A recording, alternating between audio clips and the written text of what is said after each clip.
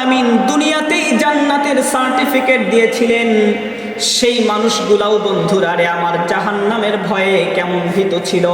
আমাদের পয়গম্বর জনাবে মুহাম্মদুর রাসূলুল্লাহ সাল্লাল্লাহু আলাইহি ওয়াসাল্লামের দিলে জাহান্নামের ভয় কেমন ছিল বন্ধুরা রে আমার।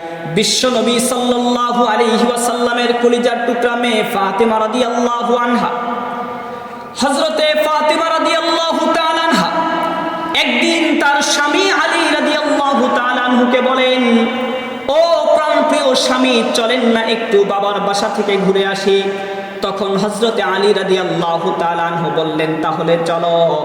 মুসলমান খুব ভালো করে বুঝবেন, আমাদের বোন ফাতিমা রাদিয়াল্লাহু তাআলা আনহা স্বামী আলী রাদিয়াল্লাহু তাআলা আনহুকে নিয়ে পয়গম্বর সাল্লাল্লাহু আলাইহি ওয়াসাল্লামের বাসার দিকে রওনা করেছেন।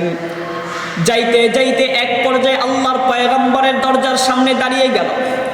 ফাতিমা রাদিয়াল্লাহু তাআলা আনহা বললেন, স্বামী ইনতাজির সাআ, আপনি কিছুক্ষণ অপেক্ষা করুন, আমি আব্বা জানের বাসায় প্রথমে ঢুকে বাসার অবস্থা দেখি। এই কথা বলে ফাতিমা রাদিয়াল্লাহু তাআলা আনহা পয়গম্বরের দরজায় নক করলেন। দরজা খোলা হইল। ফাতিমা রাদিয়াল্লাহু তাআলা আনহা পয়গম্বরের ঘরের মধ্যে ঢুকে এমন দৃশ্য দেখেছেন, ফাতিমা রাদিয়াল্লাহু তাআলা আনহা কান্না শুরু করে দিয়েছে।